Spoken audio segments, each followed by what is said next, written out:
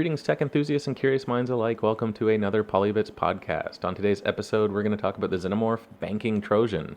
We're also going to talk about the chosen plaintext attack, chosen ciphertext attack, and the known plaintext attack. We'll take this episode to kind of walk through and draw some diagrams, and hopefully by the end of the episode, you'll have a better understanding of how these things work. Hope you enjoy the episode.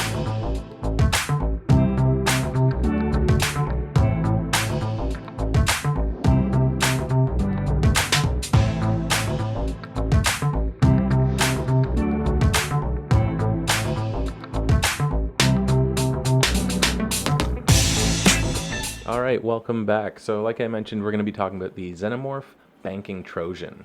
So this is an interesting one because it shows quite how unsafe the internet is and your mobile device and all that, and how easy it is for someone to really get a hold of your technology and your sensitive information. So we'll quickly hop into this so you understand what the Xenomorph banking Trojan is, and really, this type of attack isn't limited to just banking, although in this case it was used on 35 plus U.S. banking institutions. Also shows 56 European banks were also targeted, and financial institutions also targeted throughout Canada, Spain, Italy, Belgium, just to name a few of those places. So how this worked was it pretty much was a phishing style attack to begin with, and it actually happened in the Google Play Store. So this is for Android devices. And what happened was they infected certain applications in that with a malware, and they would trick the user into installing this application that looks like it's a safe application. It's in the Google Play Store, so you think it's an application that's trusted. However, this malware, once on your device, can seize and take control over all kinds of information. And the way it does this is with something known as an overlay. And an overlay attack isn't something that's actually that new, but the way that they do this and the information that they're grabbing is, constantly adapting to new applications and the different defenses that they put in place. But this one specifically, it's an overlay that gets put on top of, say, a banking application or something like that, and it does pretty much like a webget of the overlay for that application. So if I log into, for example, a Wells Fargo application or a Chase banking application or something like that, I'll be presented with my normal login screen. So I think what actually it is it's the application's actually running, but overlaid on top, there'll be an identical login screen, and I'll put in my information, and all that information is then transferred to the actors or the attackers of that application. So then they get the plain text of my information. They also get the ciphertext of my information, and they can use that to then have a ciphertext plain text pair and to break different types of algorithms and stuff like that. There's obviously more to it, just kind of briefly speaking about it and what they're doing.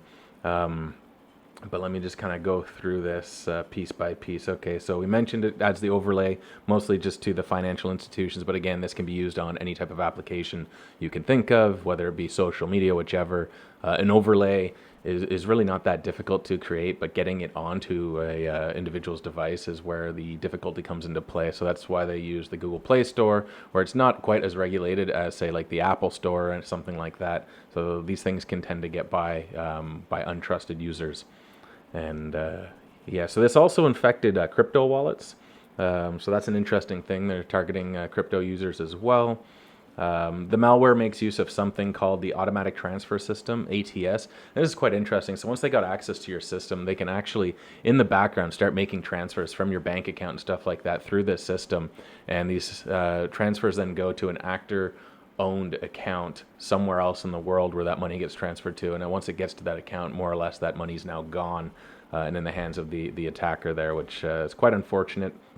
But they're pretty much able to completely seize control of your device, possibly without you even knowing it. As far as you're concerned, you're logging into your information and into your applications and making use of them. So it's quite terrifying that this can happen.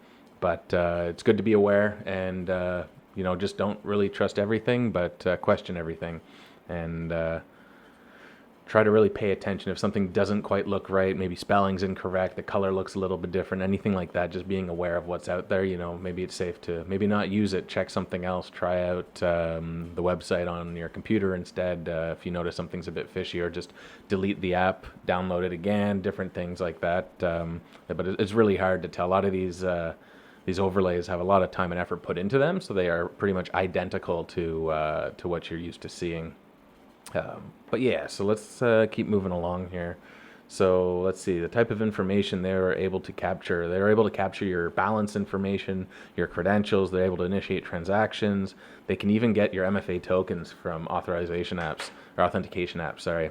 And that's another level of terrifying, because if you do your two-factor authentication on a website, say you're logging into, I don't know, Facebook, and you put your username, everything in there, and you're like, hey, I'm super safe, I use two-factor authentication. It says, okay, here, grab this value from your phone, or you open up a Google Auth app to log into, say, work, something along those lines.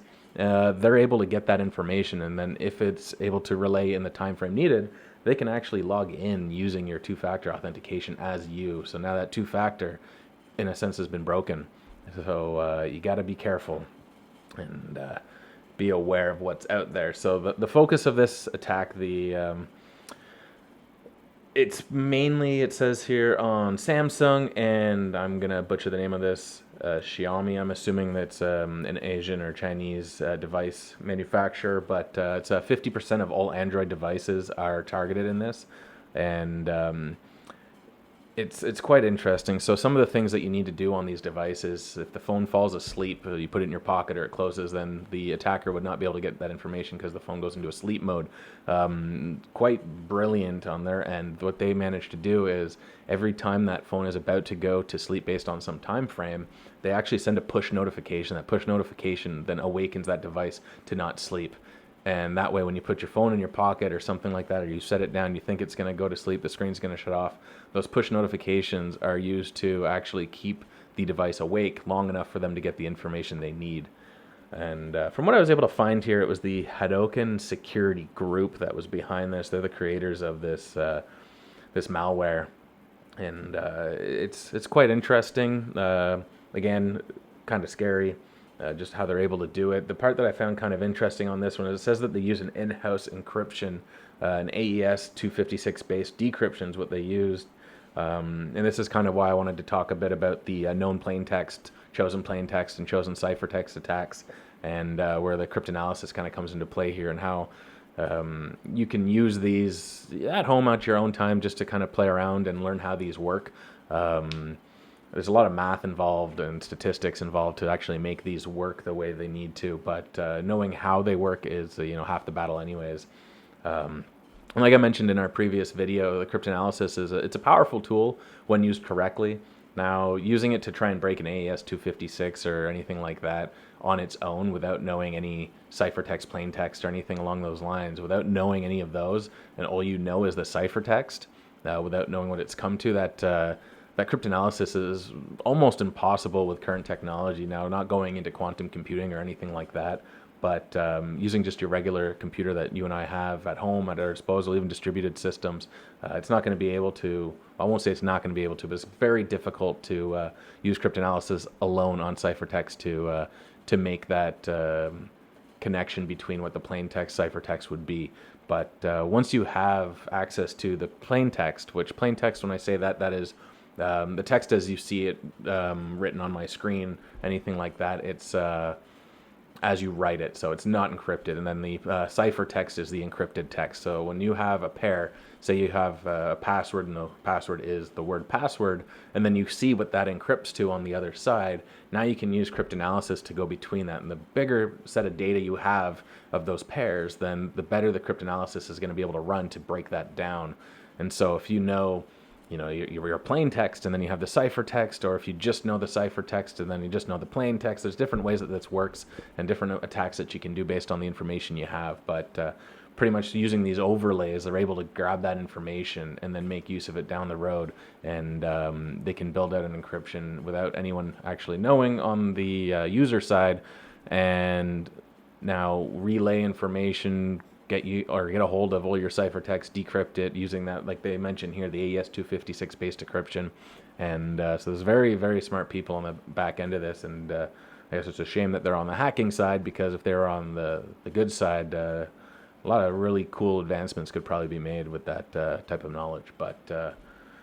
But yeah, so we'll hop into it here in just a moment. I'll share my screen, my iPad screen, and I'll walk through some of what these attacks look like, using the typical Alice and Bob and Eve eavesdropping on the talk. So stand by here while we get that set up. All right, welcome back. So we're going to get started with a known plaintext attack. So we're going to draw this out on our iPad screen and can talk through how this actually works. So I'll just put title up on the top for you guys so we know what we're talking about.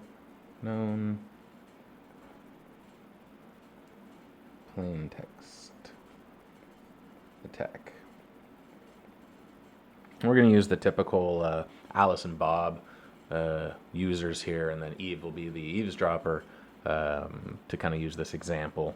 So I apologize for looking off screen here. I got my iPad in front of me here, so it just makes it a little bit easier with that in my computer. But bear with me here, and we'll get started. So on the left we have, make sure you guys can hear me here, we have Alice. And on the right we have Bob. All right, so say Alice wants to send Bob a message, and she doesn't want anyone else to know what that message is. So she's going to go write something here, and it's going to be our ciphertext.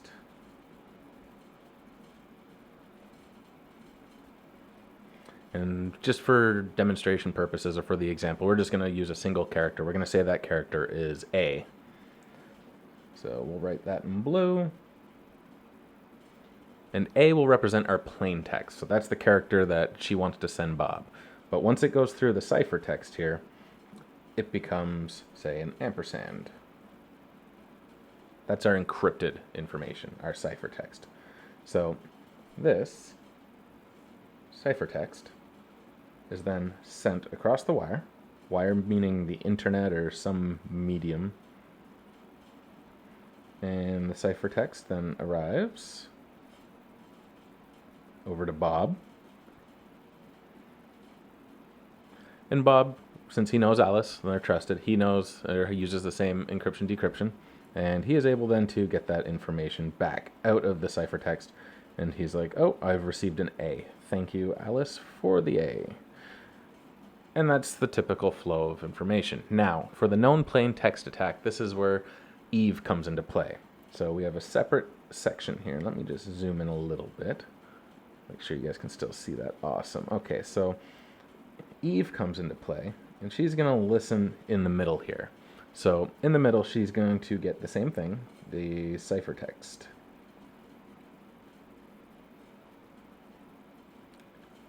So Eve has nothing special at this point, but she's able to receive the ciphertext. Now, the part that is interesting about this one is the name, so the known plain text. So she knows that Alice sent A. And when she sends A, she's listening in and she sees the encrypted version, so she sees this ampersand come over. So now she knows A equals ampersand. Now she can't choose something and put it through and see what comes out, but she knows that this is now a pair. And this is, again, with a single character, but if you're using bigger information or an email or something like that, then she would have a whole email in plain text meaning non-encrypted, and then she would also have the encrypted version of that email.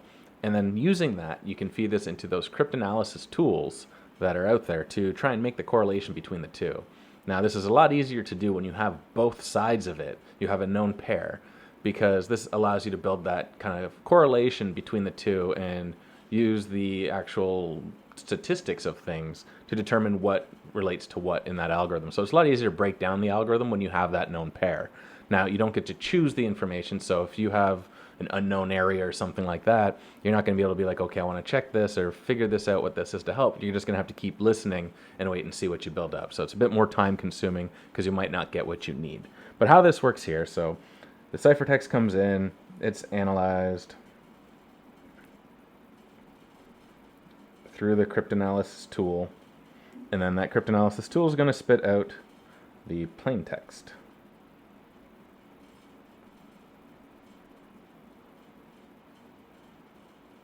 And this is where Alice lives, right here.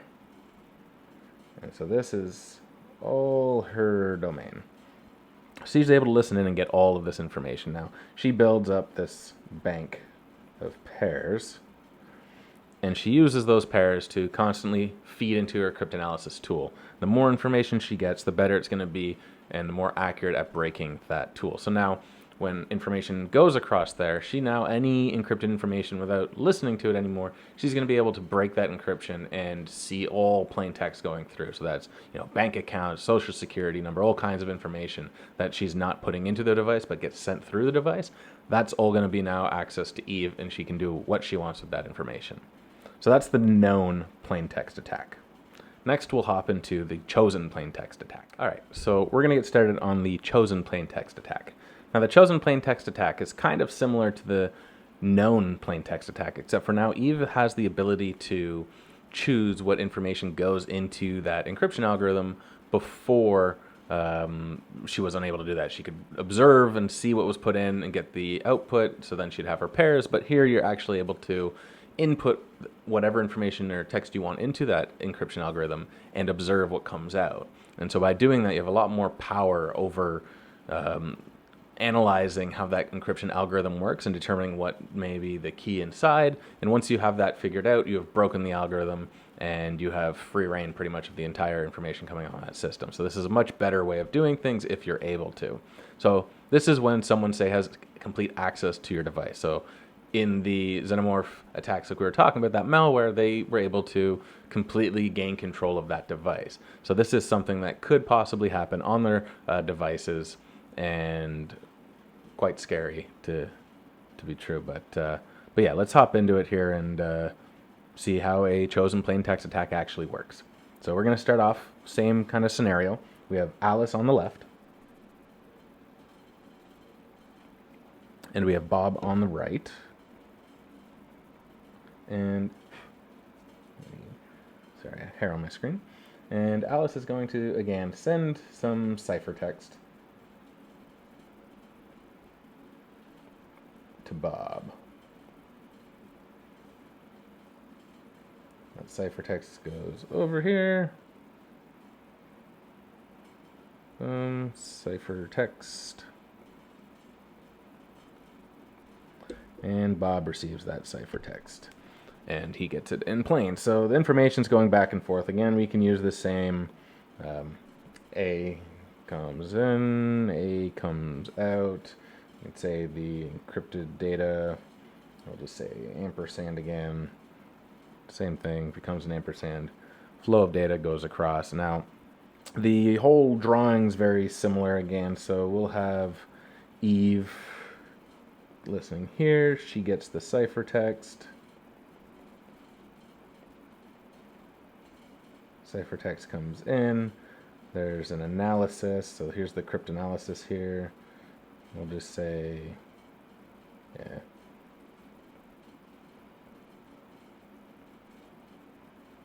Cryptanalysis takes place. Close enough. And then she gets,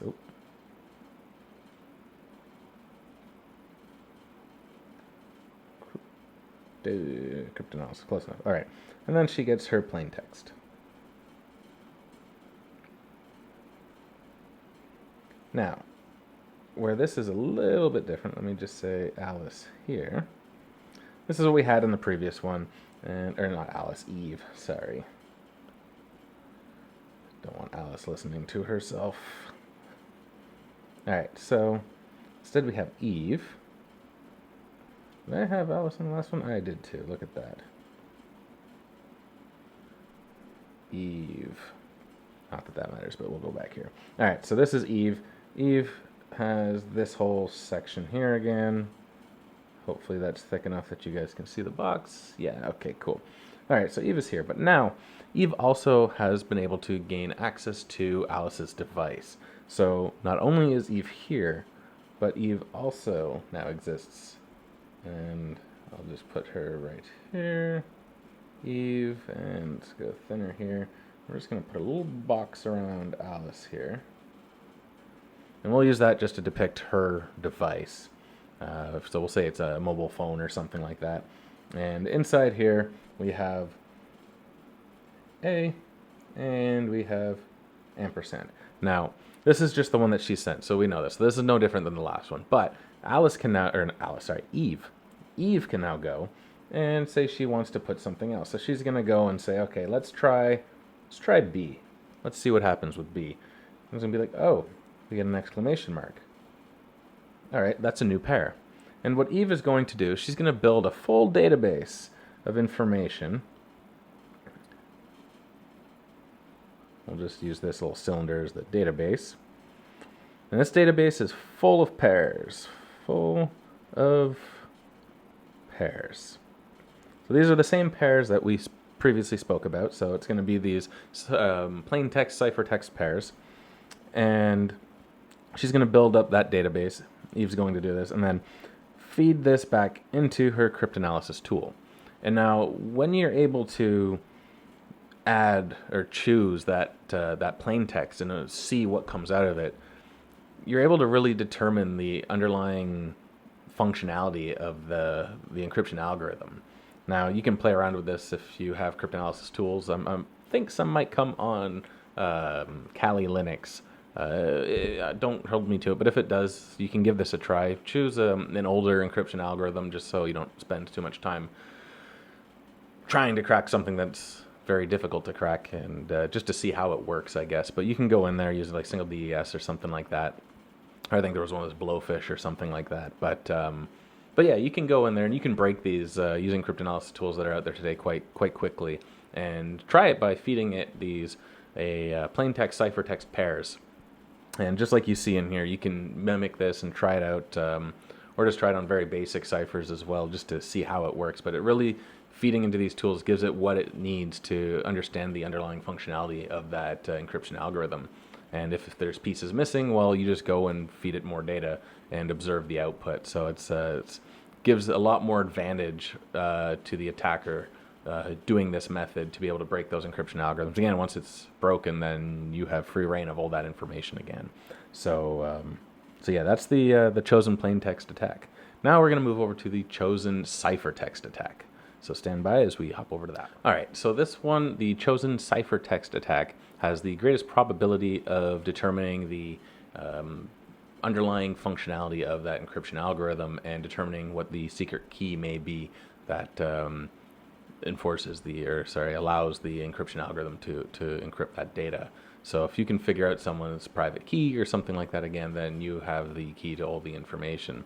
So the chosen cipher attack is an interesting one here, whereas they are now able to not only observe the plain text or choose the plain text and then see the ciphertext that comes out of it, but now they can also go backwards as well. So they have full reign of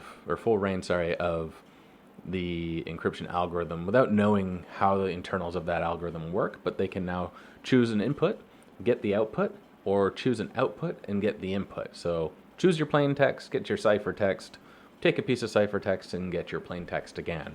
And this allows you you have full end-to-end visibility now, but you just have this black box in the middle. So the cryptanalysis tool now is not really used to determine, here's some ciphertext, what is the plain text out of this, because you have functionality end-to-end now. But what you're trying to do is determine how does the roots of this black box, the roots of this encryption algorithm actually work, and what is that private key? When you have that private key, like I mentioned, now you have full reign of everything, and you can, as an attacker, they might, sell this off, just take the information, sell the information, but they can do this quietly. The user may never know, or at least not know for a very long time, that they have been made vulnerable and they have full access to their system now. So let's go in and show how this works between Alice and Bob on this one, and Eve will be the attacker once again. So again, we have Alice on the left, Bob on the right. We're going to put Eve. Let me get Eve going here. Eve is in the middle again, and we're just going to quickly draw this out. And I'll just use a C for ciphertext this time, just to kind of make things a little bit quicker.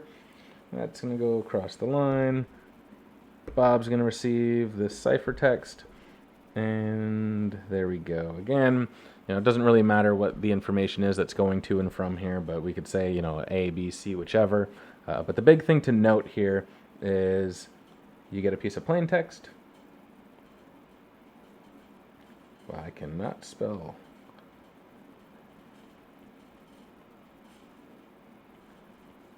And that becomes ciphertext.